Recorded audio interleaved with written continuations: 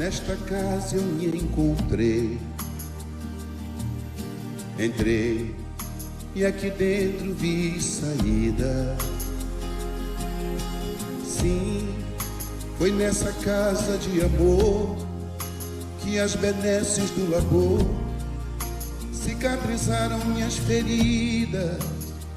Depois de muitos e muitos passes, estudo e a água da paciência, religar e religuei, filosofiquei, tomei ciência. Aqui, nesta casa de oração, orei, pratiquei o evangelho. Sim, foi nesse pouso espiritual que eu conheci a vida real. Rompi de vez com um homem velho. Depois de muitas e muitas preces, palestras e água da fé, religar e religuei. A casa, quando é santa, é posto de emergência, hospital de alma, dissipando dores, transcendentes traumas, frente de serviços que a todos levanta, pronto atendimento de Deus, oh Santa Casa Santa. Eu fiz amigos do peito, pessoas com quem posso contar, atendimento fraterno, culto do evangelho no lar. Sim, nessa oficina de Jesus, chorei cantando quanta luz, com as vibrações desse lugar. Depois de muitas e muitas quedas, me fortalecendo na fé, religar e religuei. A casa, quando é santa, é posto de emergência, hospital de alma, dissipando dores, transcendentes traumas, frente de serviços que a todos levanta, pronto atendimento de Deus, oh Santa Casa Santa. Por isso canto e dou graças a Deus, secando lágrimas nos olhos meus. Depois de muitas e muitas preces, palestras e água da fé, religar e religuei. Toda casa, quando é santa, é posto de emergência, hospital de alma, dissipando dores, transcendentes traumas, frente de serviços que a todos levanta, pronto atendimento de Deus, oh Santa Casa Santa. Posto de emergência, hospital de almas, dissipando dores, transcendentes traumas, frente de serviço que a todos levanta, pronto atendimento de Deus, Santa Casa Santa. Frente de serviços que a todos levanta, pronto atendimento de Deus, Santa Casa Santa.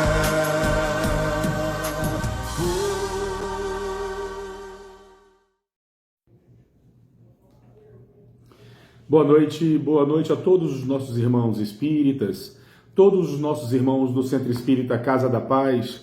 É com muita alegria que nós temos mais essa oportunidade de encontro, mais essa oportunidade de nos reunirmos no entorno da mensagem espírita. Para que nós possamos iniciar o nosso estudo, para que nós possamos nos preparar, nos harmonizar, eu elegi aqui o capítulo 93 do livro Caminho, Verdade e Vida, pelo Espírito Emmanuel. O nome desse capítulo é Alegria Cristã. Mas a vossa tristeza se converterá em alegria, Isso está no Evangelho de João, capítulo 16, versículo 20.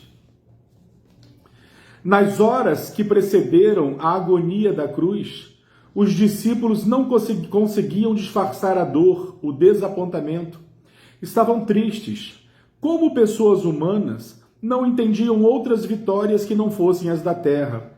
Mas Jesus, com vigorosa serenidade, exortava-os. Na verdade vos digo que vós chorareis e vos lamentareis. O mundo se alegrará e vós estareis tristes, mas a vossa tristeza se converterá em alegria. Através de séculos, viu-se no Evangelho um conjunto de notícias dolorosas. Um Salvador abnegado e puro conduzido ao madeiro destinado aos infames. Discípulos debandados, perseguição sem conta, martírios e lágrimas para todos os seguidores. No entanto, essa pesada bagagem de sofrimentos constitui os alicerces de uma vida superior, repleta de paz e alegria. Essas dores representam auxílio de Deus à terra estéril dos corações humanos. Chegam como adubo divino aos sentimentos das criaturas terrestres, para que de pântanos desprezados nasçam lírios de esperança. Os inquietos salvadores da política e da ciência na crosta planetária receitam repouso e prazer, a fim de que o espírito chore depois, por tempo indeterminado. Atirado aos desvãos sombrios da consciência ferida pelas atitudes criminosas. Cristo, porém, evidenciando suprema sabedoria, ensinou a ordem natural para a aquisição das alegrias eternas, demonstrando que fornecer caprichos satisfeitos, sem advertência e medida, às criaturas do mundo, no presente estado evolutivo, é depor substâncias perigosas em mãos infantis. Por esse motivo, reservou trabalhos e sacrifícios aos companheiros amados, para que não se perdessem na ilusão e chegassem à vida real com um valioso patrimônio de estáveis edificações. Eis porque a alegria cristã não consta de prazeres da inconsciência, mas da sublime certeza de que todas as dores são caminhos para júbilos imortais.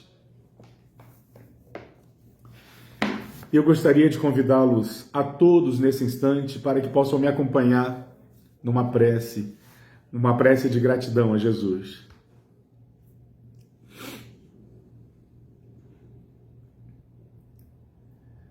E assim, Senhor, eis-nos aqui, mais uma vez reunidos em Teu nome, te buscando em prece, Senhor, para te agradecer principalmente por todas as oportunidades que temos, por cada dia, pelo pão nosso que não nos faltou, pelos nossos abrigos, pelos nossos agasalhos, pelos nossos amigos, pelas nossas famílias, até mesmo pelas dificuldades que enfrentamos, Senhor.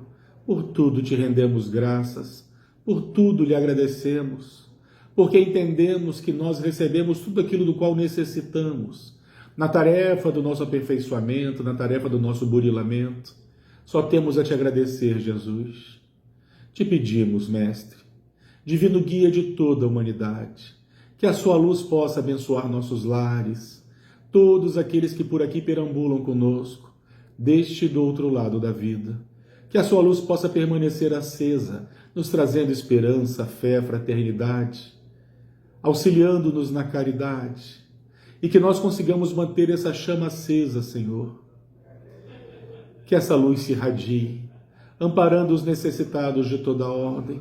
Sabemos que são muitos aqueles que passam, que atravessam um momento de provas, nessas noites frias, que a sua luz possa visitá-los e que eles também possam te sentir, divino amigo, como nós te sentimos aqui nesses instantes. E assim, primeiramente em teu nome, Jesus, em nome de todos os nossos guias e amigos espirituais, que nós possamos dar por iniciado essa reunião da noite de hoje. Permanecei conosco, Senhor. Graças a Deus.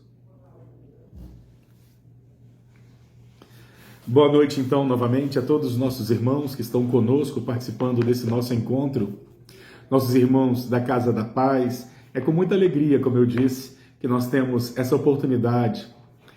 E eu gostaria de começar esse nosso encontro falando exatamente de uma história que foi retirada do Talmud. O Talmud, que é aquela coletânea de livros com inúmeras histórias de ensinamentos judaicos, não é isso?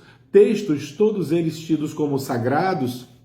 Nós encontramos lá uma história que nós vamos narrá-la naturalmente ao sabor da nossa memória, usando naturalmente algumas modificações que foram feitas pelo médium Divaldo Pereira Franco.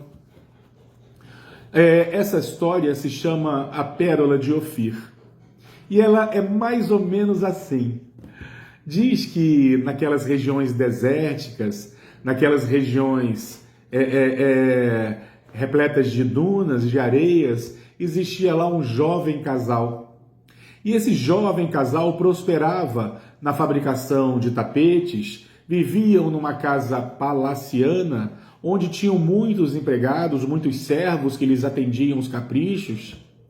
E esses jovens, num determinado momento no diálogo do casal, o marido vira para a esposa e diz algo mais ou menos assim: mulher, eu terei que sair e me ausentar algumas luas. Não sei exatamente o tempo que eu ficarei fora, mas eu retornarei. Mas eu preciso que, enquanto eu estiver fora, eu preciso que tu sejas capaz de cuidar de tudo aquilo que é nosso. E eles dois caminhavam. Ele então apresentou à esposa um cofre, mostrando os seus títulos de propriedade, suas posses, a riqueza, o ouro que possuíam, as suas reservas, né?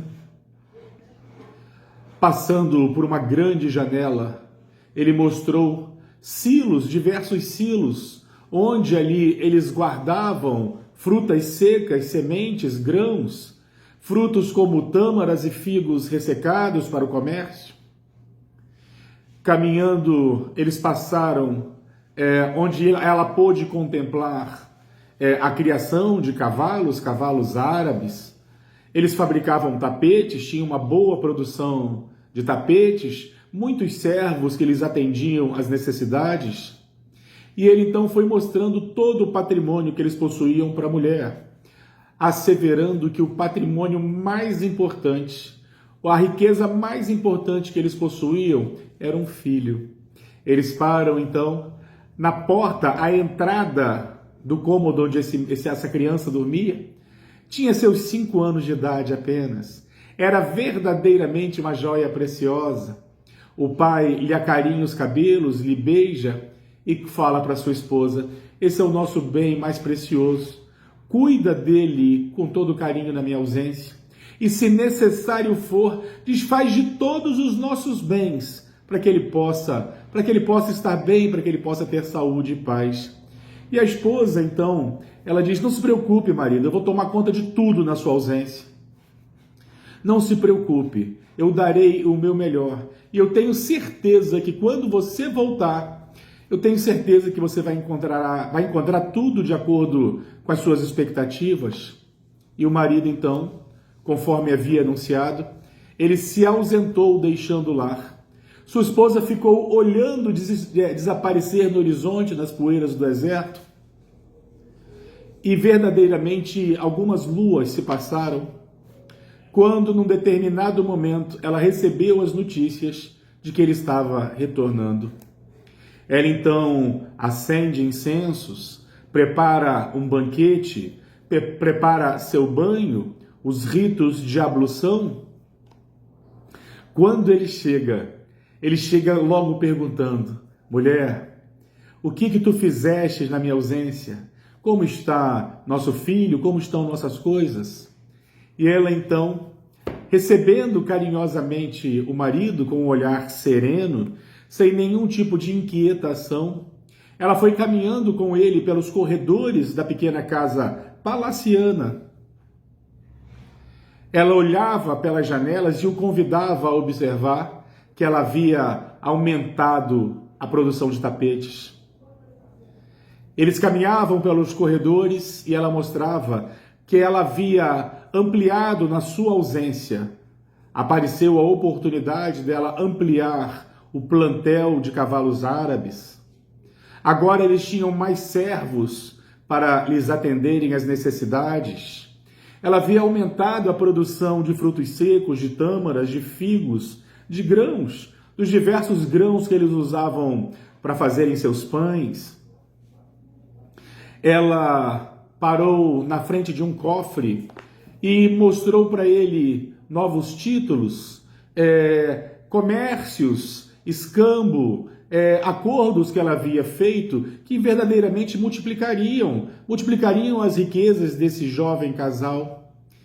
Até que ela para na porta do quarto, a entrada do quarto do filho, e diz que antes de lhe entregar a criança, ela precisava ainda contar algo que aconteceu na sua ausência. Ela disse que naquele mesmo dia que ele havia viajado, tão logo as areias do deserto, a sua silhueta desaparecesse nas areias do deserto, chegou à sua casa um estranho peregrino, de uma beleza rara, como se ele fosse um representante dos anjos do céu. Ele usava uma túnica misteriosa. Ele chegou aqui perguntando por você. Eu disse que você não estava, mas que podia tratar comigo porque eu o representava na sua ausência. Ele disse, não, o que eu quero tratar é com seu marido. Ela disse, não se preocupa, sou eu que cuido de todos os assuntos na ausência dele. E ele virou-se para ela, mulher, o que eu preciso é muito sério. O que eu preciso é muito sério.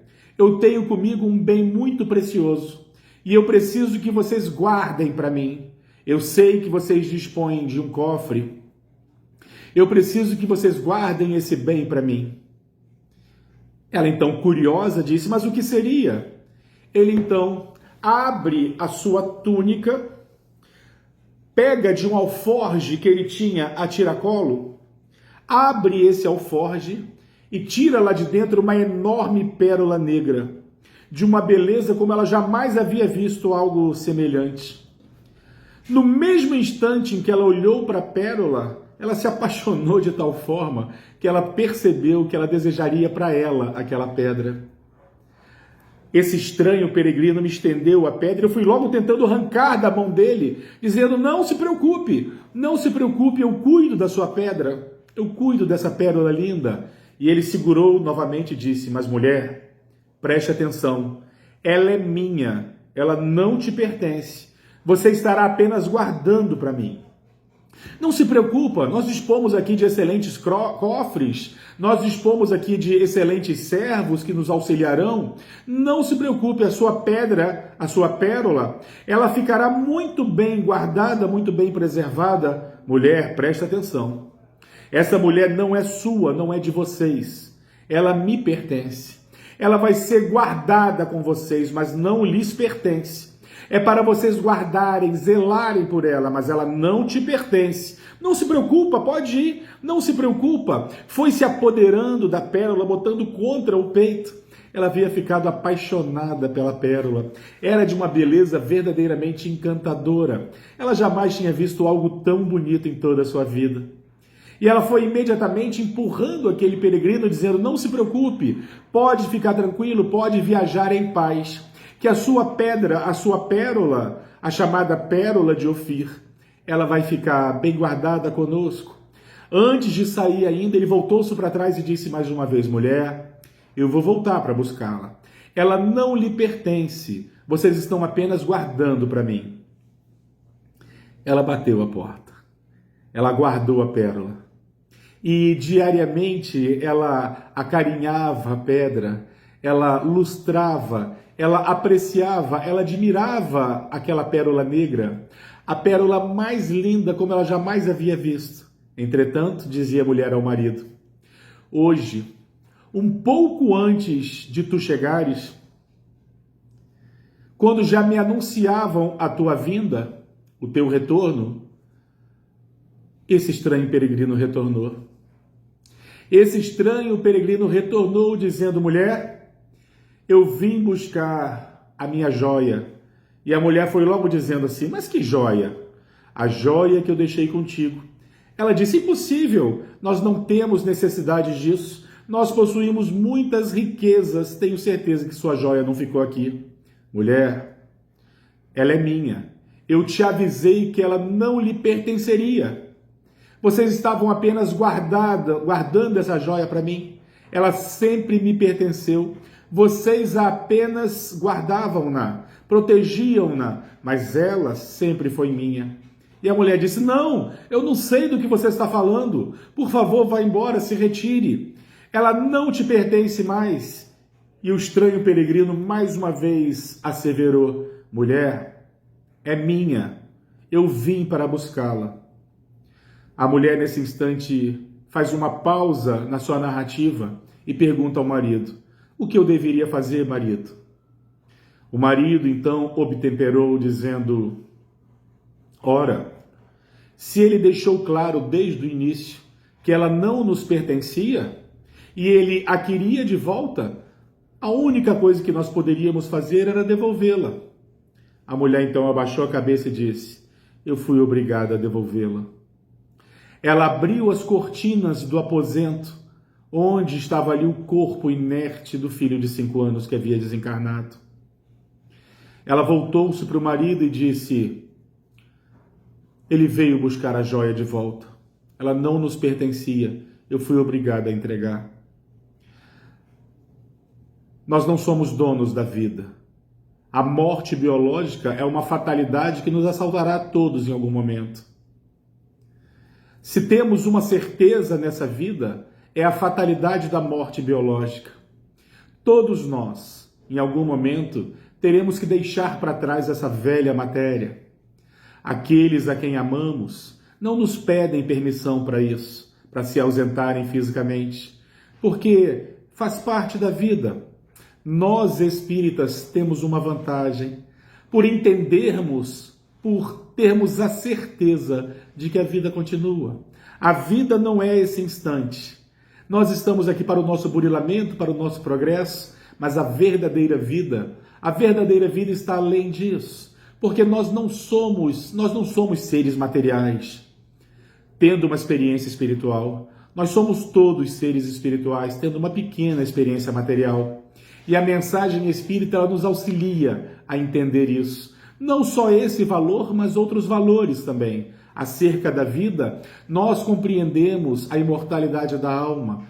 Nós entendemos a multiplicidade das vidas. Nós compreendemos que a vida é imortal e uma só, com diversas reencarnações, mas a vida é uma só.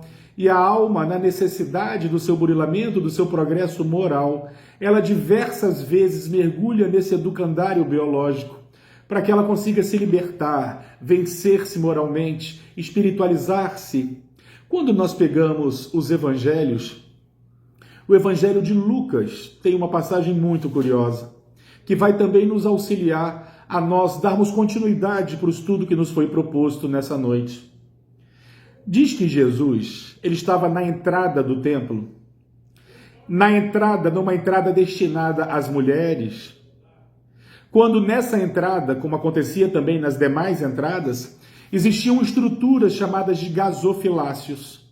Os gasofilácios eram estruturas usadas para as pessoas depositarem moedas, fazerem ofertas ao templo, ou ofertas a Deus, como eles criam.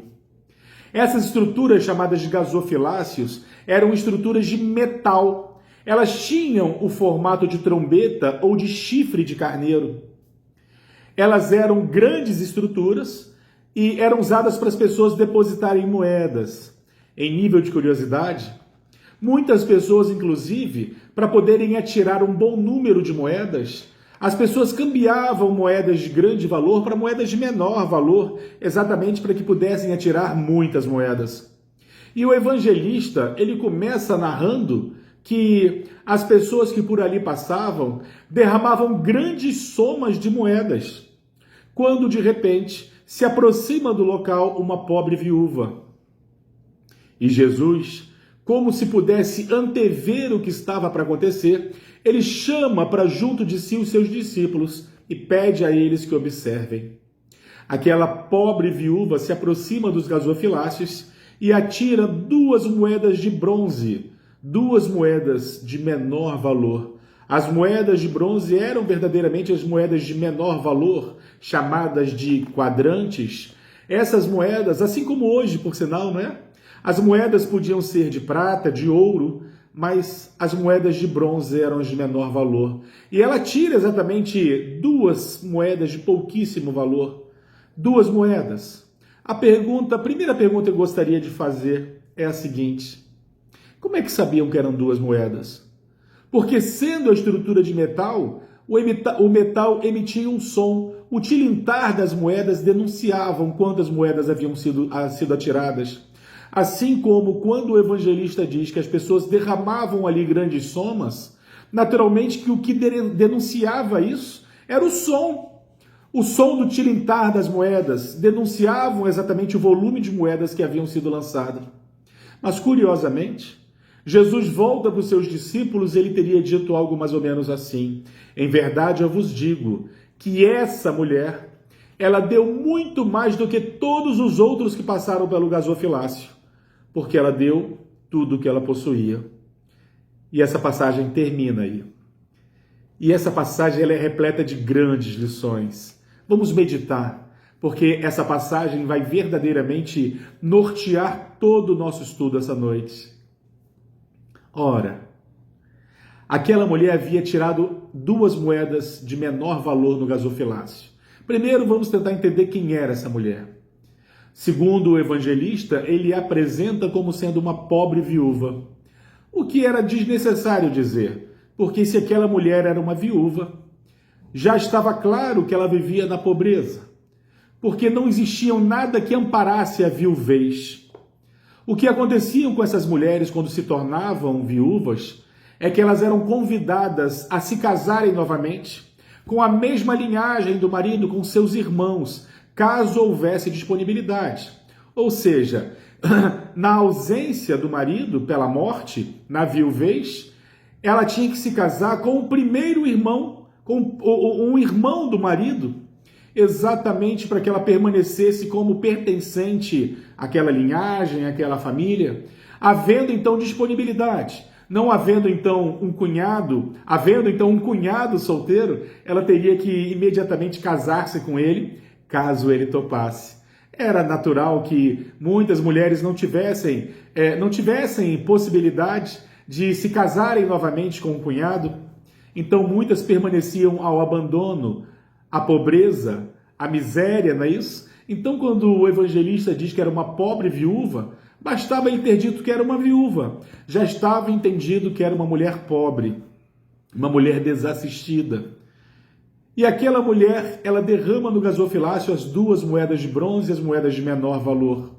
Mas curioso é esse comentário de Jesus. Jesus teria dito então aos seus discípulos que aquela mulher, mesmo atirando as 2 moedas de menor valor, ela deu muito mais do que todos os outros. Ora, tem um problema muito grave nessa passagem. Ora, se aquela mulher havia tirado apenas 2 moedas, 2 sextantes, 2 pequenas moedas de bronze, em nível de curiosidade semelhante ao que acontece com o real, não é isso? A moeda de menor valor, ela também é avermelhada como o bronze, ela também é uma liga rica no bronze, exatamente porque, a moeda de 5 centavos, né? Exatamente porque são as moedas de menor valor, é um metal menos valioso. Ora, tem algum problema? A pessoa não precisa ser formada em matemática, em engenharia ou em economia para entender que algo está errado nessa afirmação de Jesus. Aquela mulher não deu mais do que os outros, porque ela só deu 2 moedas. Enquanto o evangelista diz que os demais haviam derramado grandes somas, ela só tirou 2 moedas. Como pode 2 ser mais do que grandes somas? Nós imaginamos que grandes somas sejam uma quantidade tão grande que seja até difícil de calcular. Aí Jesus então completa dizendo, ela deu mais, porquanto ela deu tudo o que ela possuía. Aí nós começamos a engatinhar na compreensão dessa passagem. Repararam? Jesus não estava falando das moedas, Não era de moedas que ele falava, porque nós não possuímos moedas. Quando Jesus disse que ela deu tudo o que ela possuía, ele não estava se referindo às moedas que ela tirou no gasofilácio, porque nós não possuímos moedas. Porque aquilo que nós possuímos é nosso. Vai conosco onde quer que estivermos, e as moedas não vão conosco. No momento em que nós deixamos essa vida, as moedas também ficam, mostrando que elas nunca foram nossas. Nós somos usufrutuários das coisas, mas elas não nos pertencem. Nós daremos conta de tudo aquilo que nós usamos, mas não é nosso de fato. Jesus não estava se referindo às moedas, porque quando ele diz que era tudo que aquela mulher possuía, nós não possuímos moedas. Ele estava se referindo a algo que ela verdadeiramente possuía e havia depositado mais do que os outros. Ele estava se referindo aos sentimentos. Ela, ao jogar aquelas moedas, foi com um sentimento devocional, verdadeiramente acreditando estar servindo a Deus, verdadeiramente se mostrando temente a Deus. Aquelas pessoas que derramavam grandes somas, com a preocupação de jogarem muitas moedas, aquelas pessoas talvez quisessem apenas aparentar dedicação, religiosidade, fé, temência a Deus. Aquela mulher não. Ela não se preocupou nem com o constrangimento de atirar as 2 moedas de menor valor. Foi a sinceridade que fez a diferença. Ela foi extremamente sincera no seu gesto, fazendo com que verdadeiramente ela tivesse dado muito mais do que os outros. Os outros, às vezes, faziam isso como um rito, como uma necessidade social, se preocupavam com a aparência e com o que os outros iam pensar. E aquela mulher não. Ela acreditava verdadeiramente que ela estava dando a Deus. Era o que ela possuía de material, mas mais importante do que isso, era o sentimento que ela depositava no gasofilácio, e isso com certeza foi mais do que os outros. Essa passagem nos convida a uma reflexão. O que verdadeiramente é nosso na vida? O que vai conosco? Porque aquilo que eu digo ser meu, vai comigo para onde quer que eu vá. Se algo é meu e eu não posso levar comigo, é porque na verdade nunca foi meu. Eu fui um usufrutuário. Os títulos do mundo, um automóvel, a roupa que ora eu visto, por incrível que pareça. A mensagem espírita nos esclarece que essas coisas não nos pertencem. Porque no momento em que nós nos desprendemos daqui, nos desprenderemos todos nós em algum momento em breve. Isso fica, isso não vai conosco. As moedas, as chaves, os títulos de propriedade, os títulos do mundo, nem os diplomas, nada disso vai conosco. Quando nós pegamos o livro Nosso Lar, o primeiro livro da série André Luiz, uma das coisas que nós observamos logo no início com muita facilidade é que em Nosso Lar, André Luiz não era mais o doutor André Luiz, ele não era mais médico. Os títulos de medicina ficaram na terra. Ele deixa de ser o doutor André Luiz e passa a ser o irmão André. Diferente de como foi retratado nos filmes. Ele deixa de ser médico, ele deixa de ser doutor André Luiz e vira irmão André. Porque os títulos do mundo ficam no mundo. As posses do mundo ficam no mundo. Aí fazemos uma pergunta. O que vai conosco então? O que verdadeiramente eu, Guilherme, posso dizer que me pertence? Ora, meus irmãos, após fazermos uma reflexão longa, nós chegamos a uma conclusão muito interessante. Tudo aquilo que está para fora do coração fica no mundo. Tudo aquilo que é para dentro vai conosco. Vão conosco os amigos que fizemos, os momentos, as experiências, a cultura. Tudo isso vai conosco. O bem que nós fizemos, tudo isso nos pertence, tudo isso vai conosco invariavelmente. As coisas do mundo ficam. A coisa do mundo pelas quais nós nos exasperamos, existem pessoas que desfazem amizade por dinheiro pelas coisas do mundo, pela necessidade de ser um vencedor do mundo. As pessoas se desesperam, perdem a saúde, as pessoas fazem tudo para poderem ter o título de vencedoras, quando a mensagem espírita deixa bem claro que vencer no mundo não tem nada, nenhuma relação como vencer de fato. Quando nós buscamos vencer no mundo, nós começamos perdendo a paz, nós começamos perdendo a harmonia, Nós, às vezes, na necessidade, na ânsia de possuirmos coisas, de termos momentos no mundo, nós entregamos tudo. Já nos alertava Jesus sobre isso, falando sobre os tesouros. Aquilo que nós elegemos para serem nossos tesouros, invariavelmente junto vai o nosso coração. Quando nós colocamos os nossos desejos, como nós tratamos como tesouro as coisas à nossa volta, nós deixamos aí também o nosso coração e de repente nós vamos despertar e perceber que nada foi conosco. Tudo aquilo que eu demorei uma vida para acumular fica. Não vai comigo, não me pertence e pode ser inclusive motivo de desdita por brigas em torno de uma herança.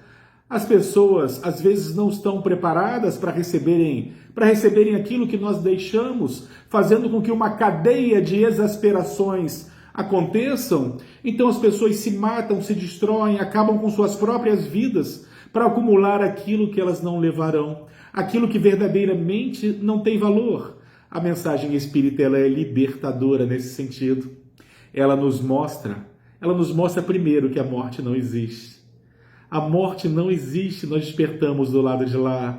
Nós despertamos para a verdadeira vida, a vida plena.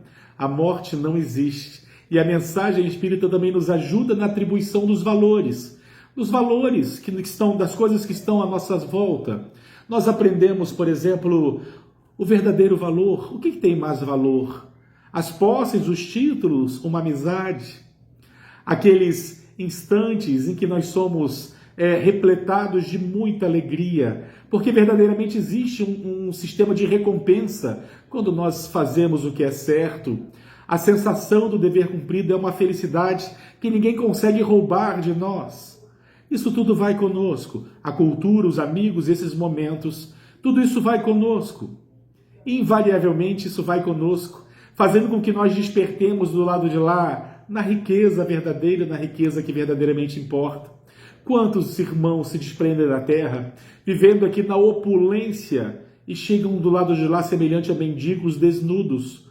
Como nós vemos, por exemplo, na parábola que Jesus nos ensina, a parábola do Lázaro e do rico, nós observamos que o rico se encontra do lado de lá numa posição desesperadora, afirmando existir uma distância muito grande entre Lázaro, que desperta do lado de lá, repleto de luzes e júbilos, mostrando que as posses da terra, as coisas do mundo, elas não vão conosco. Não percamos tempo, uma encarnação inteira. É óbvio que precisamos, para uma vida social, para a vida na terra, nós precisamos de coisas, nós precisamos de roupas, nós precisamos de teto, e é justo que nós busquemos isso, mas que isso não possa ultrapassar, que isso não ultrapasse outros valores, que nós tenhamos equilíbrio e prudência, que nós não nos desesperemos, não acabemos com a nossa saúde, com amizades, às vezes com famílias,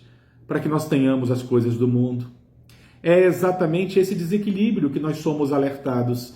Nessa obra que nos foi proposta para o estudo dessa noite, essa obra se chama Diretrizes para o Êxito, do Espírito Joana de Ângeles. O tema é um capítulo chamado Medo e Autoconfiança. O Espírito Joana de Ângeles vai nos dizer que são 6 tipos básicos de medo que assolam o ser humano. São 6 tipos básicos de medo. Ela não diz que são apenas esses 6. Ela diz que são 6 os tipos básicos de medo, que naturalmente, sendo a mente humana infinitamente plural, devem existir muitas manifestações de medo, não é isso? Mas esses são os 6 tipos básicos de medo que assolam quase todas as pessoas à nossa volta. Seria o medo da morte, o medo da velhice, o medo da doença, o medo da pobreza, o medo da crítica e o medo da perda de um afeto profundo. Ora, meus irmãos, a mensagem espírita ela nos auxilia com todos esses medos. Nós não somos possuidores de nada aqui na Terra. Então a pobreza ela não pode ser motivo de medo. Ela não pode ser motivo de medo.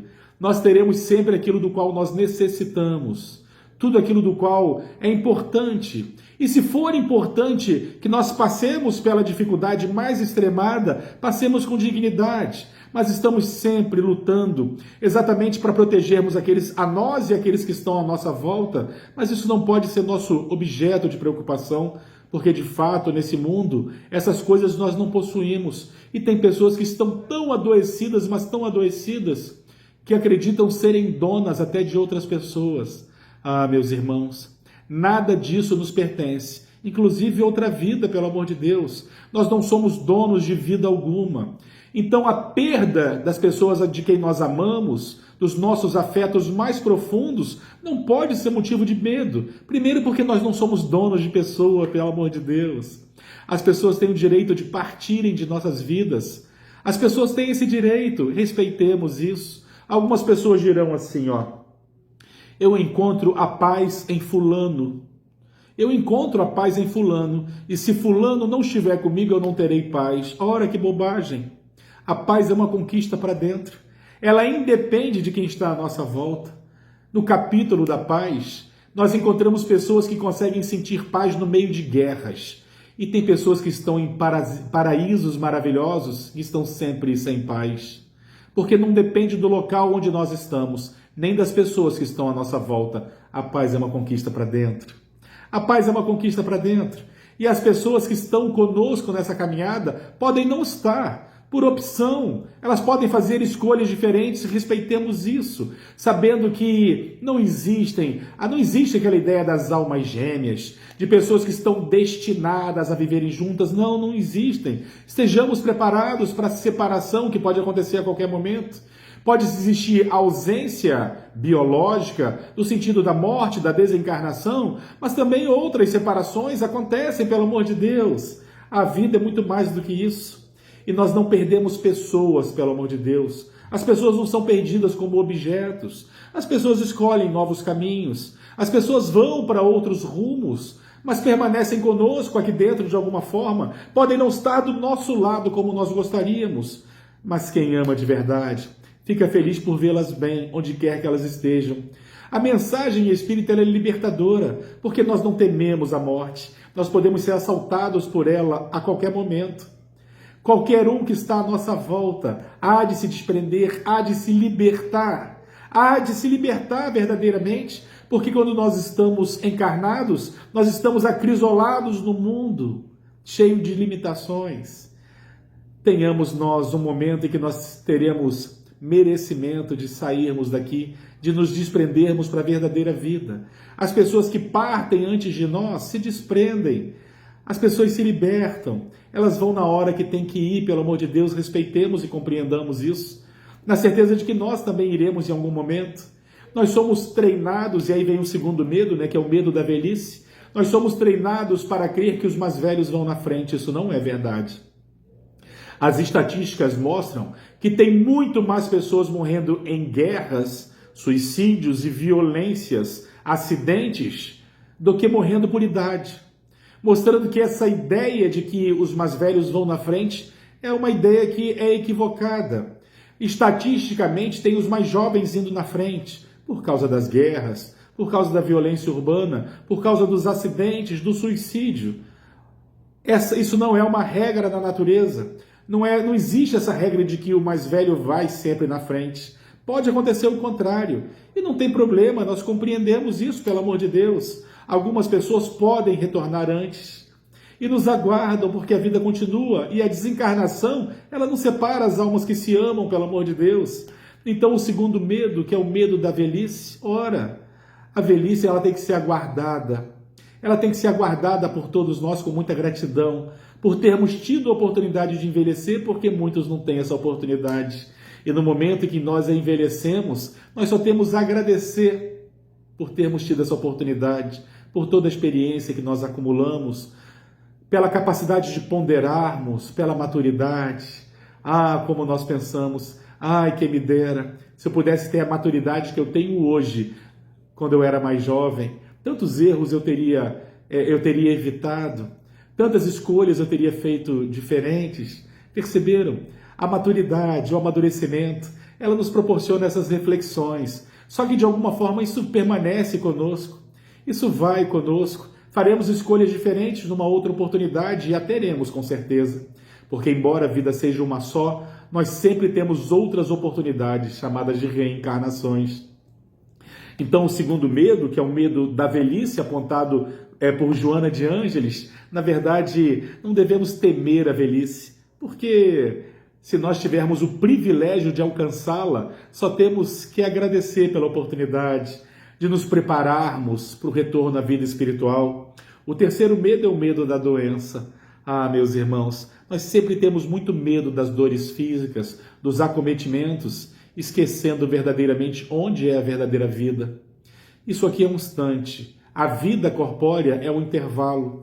E eu gostaria de convidá-los a uma reflexão. O que são 80, 90, 100 anos? 103 anos, como minha avó desencarnou no ano passado. Há exatamente um ano desencarnava minha avó. Ela desencarnava com 103 anos. Eu pergunto, o que são 80, 90, 100 anos frente à eternidade? É um instante, é um intervalo. Então, não tenhamos medo da doença, porque a verdadeira vida é do lado de lá. E a mensagem espírita nos fala da necessidade das doenças, da dor, das dificuldades que nós enfrentamos são sempre para o nosso progresso. Aquela dor que sentimos, o peso daquela expiação que às vezes nos limita o trânsito na Terra, tudo isso é importante e passará. Tudo passa, muito em breve, será um instante. Tem uma frase do Chico Xavier que eu gosto muito, em que ele diz, numa entrevista, perguntada pela repórter o que ele sentia, já chegando aos 90 anos de idade, na ocasião ele estava com quase 90, essa repórter perguntou para ele o que ele sentia naquele momento, e a resposta dele foi linda. Ele diz algo mais ou menos assim: eu estou me sentindo como aquele trabalhador que acordou nas primeiras horas do dia, foi para o trabalho, e nesse momento ele está retornando para o lar. Ele comparou uma encarnação inteira como apenas um dia. E essa é a realidade. Tudo aqui é muito breve e passageiro, porque a verdadeira vida nos aguarda do lado de lá. Não temamos a velhice ou a doença, não temamos a pobreza, porque nós necessitamos de fato de muito pouco. É que nós, pelos caprichos do mundo, pelas ilusões do mundo, nós acreditamos possuir, querer necessitarmos de muito mais. Isso não é verdade. Pelo contrário, Jesus, no Evangelho de Mateus, ele recomenda aos seus discípulos, ele recomenda que eles não tenham 2 cajados, 2 capas, 2 túnicas, 2 alforjes, 2 pares de sandália. O que Jesus está dizendo com isso? Para que nós nos preocupemos com o necessário. Se nós não necessitamos de muito, pelo amor de Deus, é ilusão, são coisas do mundo. O que nós precisamos, o essencial, está diretamente relacionado à felicidade. Quando mais nós buscamos acumular coisas do mundo, maior vai ser o nosso desespero quando nós tivermos que deixar isso tudo para trás. Que nós nos preocupamos com o que é necessário. Nós teremos aquilo do qual nós necessitamos invariavelmente. Todos nós, sem exceção, nós teremos aquilo do qual nós necessitamos. É muito mais importante isso. E depois nós temos aqui o quinto medo, né? O quinto medo, que é o medo da crítica. Nós, vivendo em sociedade, temos muito medo da nossa imagem, da percepção que os outros têm a nosso respeito. Ah, meus irmãos, o que os outros pensam a nosso respeito, sinceramente, é problema deles. O nosso compromisso é com a nossa consciência. Que as nossas atitudes sejam as atitudes corretas. Nós não temos que nos preocupar com a imagem, com uma construção social. Ninguém precisa disso, pelo amor de Deus. Aos outros, nós damos o direito de ser como eles quiserem ser. A nós, o compromisso de sermos melhores a cada dia. E se ainda assim existirem críticas a nosso respeito, não temos controle sobre isso. Não temos controle sobre isso. Não nos preocupemos com as imagens. Não nos preocupemos com a opinião alheia a nosso respeito.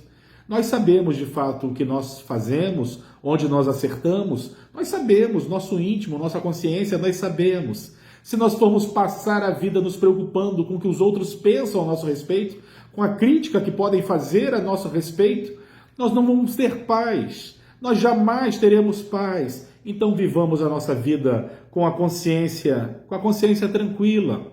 Com a consciência tranquila de que nós devemos fazer o que deve ser feito, o melhor. a mensagem espírita ela é libertadora. Ela verdadeiramente nos liberta desses conceitos do mundo. Quando ela nos ensina que a verdadeira vida nos aguarda, que isso aqui é transitório, é temporário, que nada aqui de fato vai conosco ou nos pertence, nós, espíritas, somos convocados a rever nossos valores.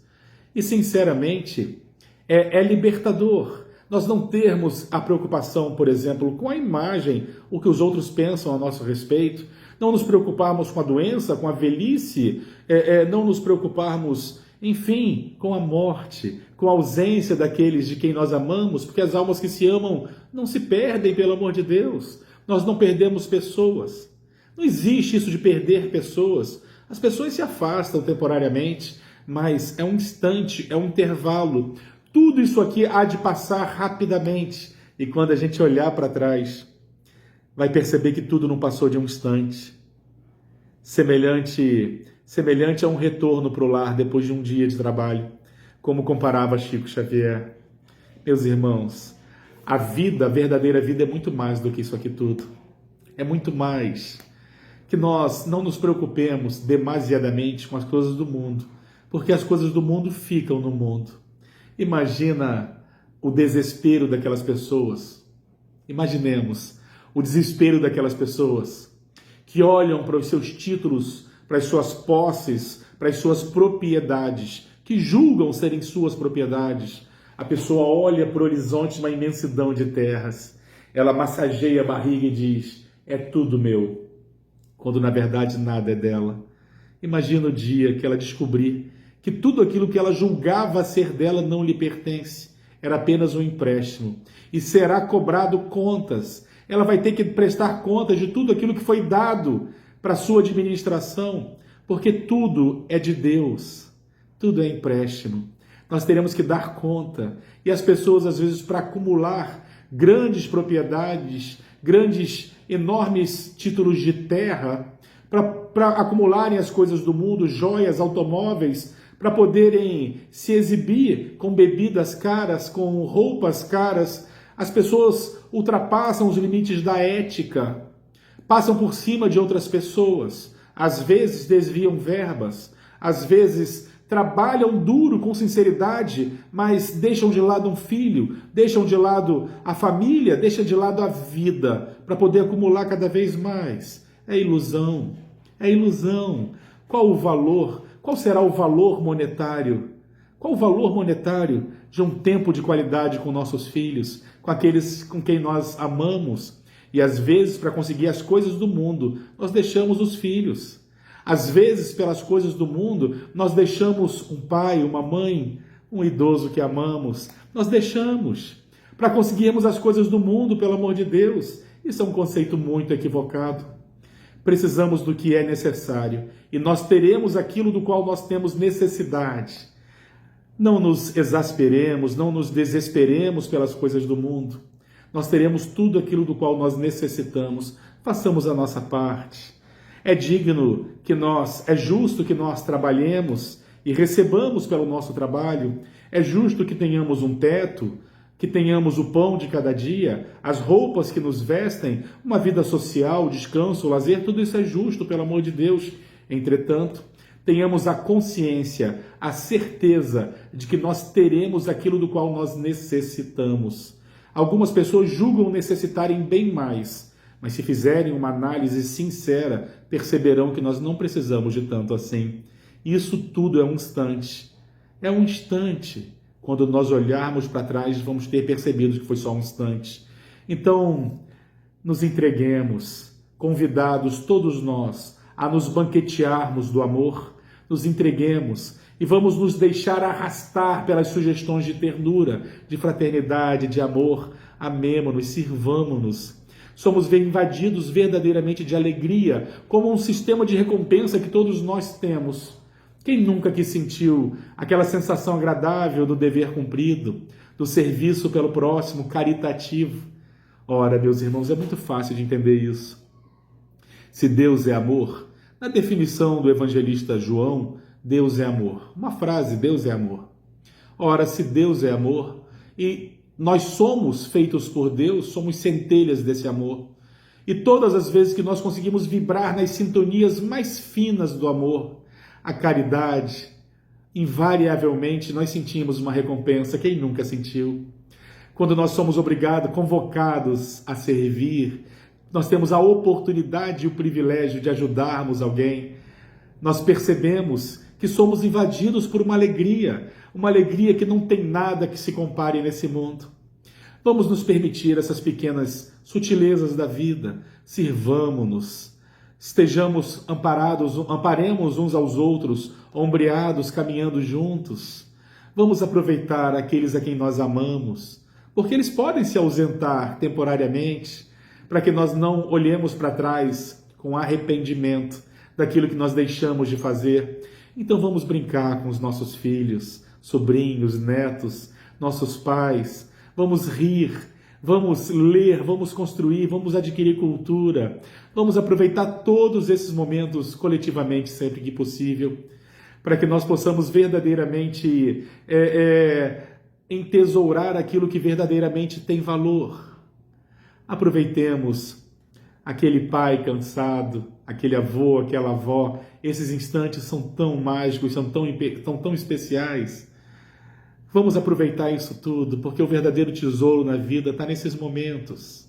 O que nós levamos daqui, meus irmãos? Meditemos, que seja a nossa reflexão dessa noite. O que nós levemos daqui? Repito, após uma longa reflexão, nós não levamos nada daqui que nós acreditamos possuir para fora do coração. Só vai conosco aquilo que nós temos daqui para dentro. Reflitamos, o que vai conosco? Até porque, como diz uma frase popular, caixão não tem gaveta. Caixão não tem gaveta, a gente não vai levar as coisas daqui.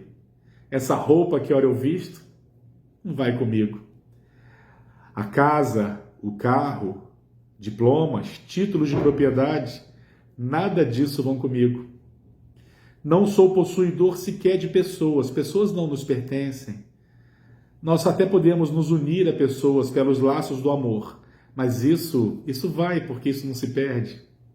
As pessoas permanecem se amando, quando se amam, permanecem se amando. E não nos iludamos sobre o tempo. Isso aqui é apenas um instante. Meus irmãos, que a paz de Jesus permaneça conosco. E eu gostaria de convidá-los a todos que me acompanhassem numa prece de encerramento.